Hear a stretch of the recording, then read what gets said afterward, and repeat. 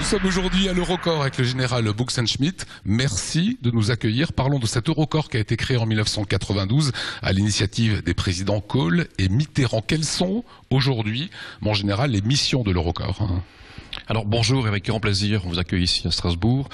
Les missions de l'Eurocorps, à l'origine, l'Eurocorps est destiné à être un quartier général de corps d'armée, issu d'une période de guerre froide, il y a 20 ans, et donc ces missions sont restées pour une partie identiques. L'Eurocorps est un quartier général de corps d'armée destiné notamment à être engagé dans des opérations de haute intensité, avec un effectif pouvant culminer à 60 000 hommes. On vous a vu sur des théâtres aussi différents que la Bosnie, le Kosovo, l'Afghanistan. On peut se poser la question sur le Mali et Centrafrique. Pourquoi l'Eurocorps n'y est pas ? Alors c'est vrai que c'est une grande fierté pour l'Eurocorps d'avoir été engagé à 4 reprises en théâtre d'opérations à l'étranger. 4 opérations dont deux pour lesquelles nous avons eu le commandement de l'opération, entre autres en Afghanistan et au Kosovo. Nous avons été également un des premiers corps d'armée à être certifiés comme HRF, Force de réaction rapide. Et nous avons été certifiés à 2 reprises NATO Response Force.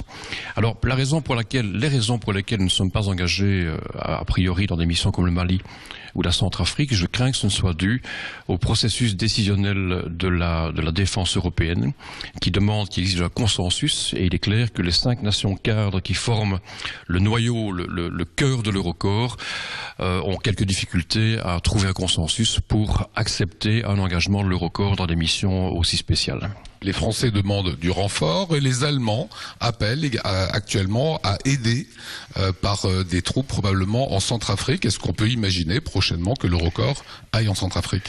Je ne pense pas que l'Eurocorps puisse être imaginé comme une entité déployée en Centrafrique, car les délais ne le permettraient pas. Par contre, ce que je poursuis comme objectif est d'avoir d'ici la fin de l'année un projet de concept d'emploi revu, revisité, proposé aux nations cadres. Si ce concept est accepté, il permettra de décliner l'Eurocorps en plusieurs niveaux, je dirais, de structure de commandement, quitte à ce que l'Eurocorps, dans les années qui viennent, il y aura d'autres crises malheureusement, soit employé pour coiffer une force expéditionnaire, que ce soit en Afrique centrale, en Afrique sahélienne ou autre. Lorsque vous évoquez concept d'emploi, concrètement, ça voudrait dire quoi ? Mais ça veut dire concrètement... que va-t-on faire de l'Eurocorps ? Quel est son niveau d'ambition ? Quels sont les types de missions qu'on peut lui confier ? Alors c'est relativement simple dans mon esprit. Je crois qu'il faut d'abord se débarrasser d'un paradigme de guerre froide qui concevait l'Eurocorps comme un simple quartier général de corps d'armée destiné à conduire 60 000 hommes dans des opérations de haute intensité. Il faut considérer l'Eurocorps actuellement comme une échelle, dont un des échelons supérieurs est cette structure de corps d'armée.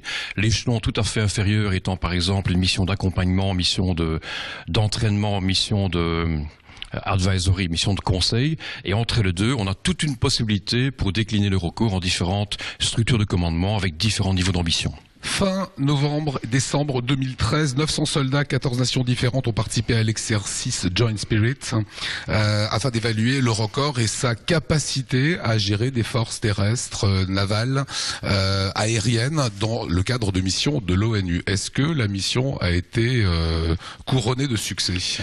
Alors il est clair que l'objectif était de tester la capacité de l'Eurocorps à entrer dans un concept Joint Task Force. Donc j'explique rapidement, c'est une force expéditionnaire de dimension moyenne et capable d'engerber, comme on dit en France, des capacités air, maritime et force spéciale.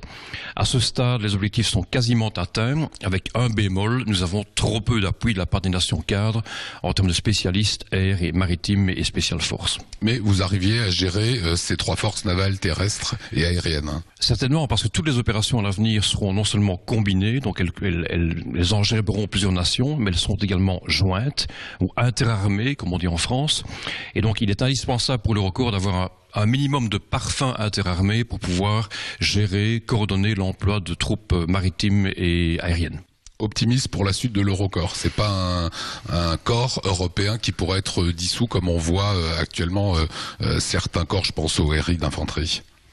Alors moi je suis très optimiste dans la mesure où je ne peux pas concevoir que on imagine de dissoudre une structure comme l'Eurocorps. Dissoudre l'Eurocorps reviendrait finalement à assassiner l'idée de la défense européenne, et je pense qu'aucune nation ne prendra le risque de toucher à l'Eurocorps.